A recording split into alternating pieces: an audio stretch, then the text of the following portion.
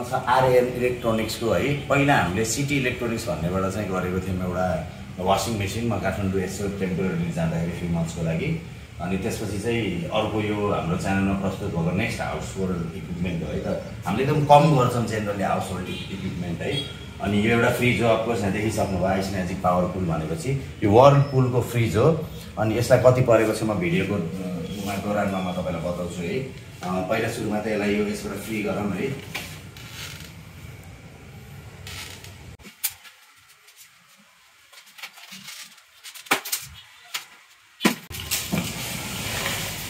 सेलरले चाहिँ यस्तो इजी गरेर प्याक गरिदिनु भएको छ ताकि निकाल्न।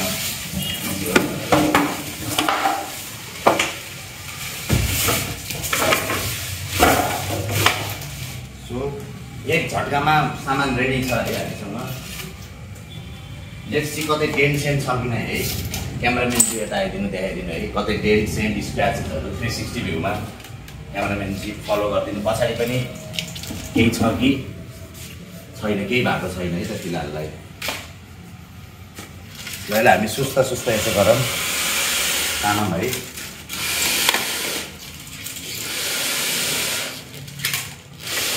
मैले किन यसरी गरेछु भन्दा फ्रिजलाई चाहिँ धेरै हल्लायो भने चाहिँ अन गरेर मिल्दैन। बट हामीलाई त अन गरेर हेर्नु छ यसको भित्र है। त्यही भएर चाहिँ मैले यो गरिरहेको है गाइस। अहिलेसम्म स्क्र्याच चाहिँ देखेको छैन है अहिलेसम्म चाहिँ। एउटा म्यानुअल मात्रै आउँछ है। अनि आई डोन्ट नो यो क्लिप चाहिँ के को लागि हो, केही न केही पर्पज त होला यो क्लिपको पनि। एउटा म्यानुअल आउँछ, चाबी आउँछ है, द्याट इज इट। अनि अहिले मैले यो निकालेँ भने किनभने बाइचान्स कुनै फल्टेमा भएर रिटर्न गर्नु पऱ्यो भने चाहिँ त्यसको लागि हो।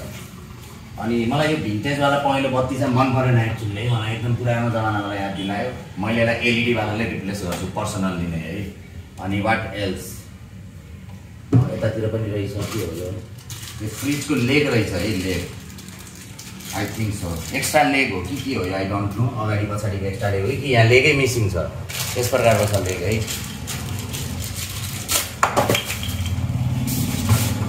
एउटा छोटो छ एउटा लामो छ है। मेबी अगाडि पछाडिको होला I think so. Left side यतातिर छ कि लेग छैन कतै पनि, पुरै फ्ल्याट छ यो है पछाडितिर त। आई डोन्ट नो यसमा दुईवटा मात्र चाहिँ किन यसमा 4वटा हुनुपर्ने हो। अनि यो ट्रे चाहिँ maybe it go here just here like this. अनि यता ठोकिनु चाहिँ भएन है, त्यही अनुसार मिलाउनु पऱ्यो। अनि वाट एल्स यो चाहिँ एकदम टिपिकल तपाईँको मात्र खालको प्लास्टिक, बागमतीको प्लास्टिक हुन्छ नि त्यही टाइपको है त। कुनै तपाईँको प्रिमियम ग्लास छैन। यो पनि ग्लास होइन प्लास्टिकै, यो पनि ग्लास होइन प्लास्टिकै हो है। पातलो छ यो, धेरै मोटो पनि छैन। प्रोबेबली 5 mm होला यो, बढी भयो 5 mm होला है। अनि यो पनि भिन्टेजवाला भयो है। आई डोन्ट थिङ्क कि मैले यस्तोवाला चाहिँ अर्डर गरेको थिएँ भन्नाले चाहिँ सिसा जस्तो देखाए जस्तो लाग्थ्यो मलाई कि मै कन्फ्युज भयो होला है। अब अन्टिल यो माल फङ्सन गर्दैन मैले यसलाई रिटर्न त गर्दिनँ है। किनभने माथि ल्याउ, लोड गर, अनलोड गर, फेरि रिफन्ड गर है। अनि अर्को कुरा मैले यसलाई अलिकति अफरमा पनि किनेको थिएँ है त। अलिकति 2-3 हजार मैले यसमा अफ पाएको छु टोटल्ली। अनि आइस मेकर पनि रहेछ है, आइस मेकर जस्ट यो पनि एकदम तपाईँको पातलो क्वालिटीको है, हेर्न सक्नुहुन्छ है। एकदम लो क्वालिटीको, आई डोन्ट लाइक यति लो क्वालिटीको मागिदिनु है। तर यो चाहिँ रिमुभेबल छ जस्तो लाग्यो ग्यास्केट है। अनि डिफ्रोस्ट चाहिँ पर्सनल्ली आफै गर्नुपर्छ, पर्सनल्ली भन्दा पनि म्यानुअल्ली। अनि यही हो मेथड। यहाँ चिसो बनाउनु थालिसक्यो है, यो बाटो चाहिँ चिसो भइसक्यो। अनि त्यही चिसो चाहिँ हुँदै हुँदै बरफ डल्लो जम्मा हुने हो। यो चाहिँ पुरानो मेथड हो है, 20-25 वर्षवाला मेथड हो यो चाहिँ। डाइरेक्ट कुलिङ भन्छ यसलाई है, अर्को भाषामा डाइरेक्ट कुलिङ भन्छ।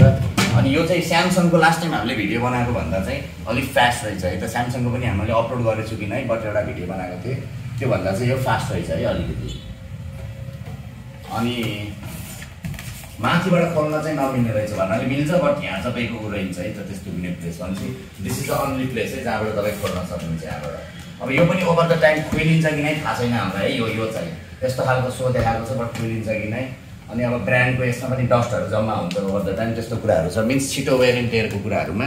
अनि यो मेटेरियल कतिको प्रिमियम छ चाहिँ आई डोन्ट नो भन्नाले बेसिक देखेको छ अहिले, त्यस्तो वाउ पनि छैन, त्यस्तो नराम्रो चिप पनि फिल भएको छैन, मलाई एभरेजै फिल भएको छ है त। सो भित्रबाट यो डाइरेक्टवाला चाबी सिस्टम रहेछ हेर्न सक्नुहुन्छ, भित्रबाट चेन्ज भइरहेको भनेपछि लो क्वालिटी तपाईँको चाबी सिस्टम। त्यही पनि प्लास्टिकको छ कि यो, एक भाग हालेर निकाल्यो भने नुट टुट्नेवाला त्यस्तो टाइपको छ हेर्नु है। यो चाहिँ सिधै फेर्न मन लाग्यो मलाई, यो यसले तताइरहेको छ होला यहाँ। भन्छ यहाँ चाहिँ राखेको बियर तात्ने भयो नि त यो पहिलेमा राखेको यहाँ चाहिँ तातो भइरहेको छ यो हो त्यही घाटा हुन्छ है त फ्रस्ट फ्री फ्रिजमा चाहिँ तपाईँको फ्यानको माध्यमबाट कुलिङ हुन्छ सो प्रपरली डिभाइड हुन्छ टेम्परेचर भन्नाले मेन्टेन हुन्छ डिभाइड हुन्छ भन्दा नि है अनि तर यसमा डाइरेक्ट कुलिङमा यो भाग तात्ने हो यो भाग तात्ने यसबाट यहाँ धुवै निक्लिँदै छ यहाँ त होइन अनि यसले फैलाउने हो दुनियाँमा यसको यहाँको दुनियाँमा फैलाउने हो त्यही भएर पर तपाईँको यसको डिसएडभान्टेज त्यहीँनिर आउँछ क्विक ट्रे पनि छ फिस ट्रे बाहिर निकालेर है यो पनि त्यही यसमा पनि प्लास्टिक रहेछ है यसलाई निकाल्दिउँ मतलब थाहा नै नहुने अब के पर्पजको लागि हो यहाँ प्लास्टिक भएको आई डोन्ट नो है अब यस्तरी छ कि निकाल्नै नमिल्दो रहेछ कि के गर्ने होला रिलेटिभ है यस्तरी छ कि निकाल्यो भने नि तपाईँको त्यो उ नहुने गरी छ क्या त्यो तार बस्ने गरी छ पानी चुइने ट्रे यहाँ रहेछ है यो पनि रिमुभेबल छ फ्याट्ट निकाल्नु हुन्छ रिमुभेबल छ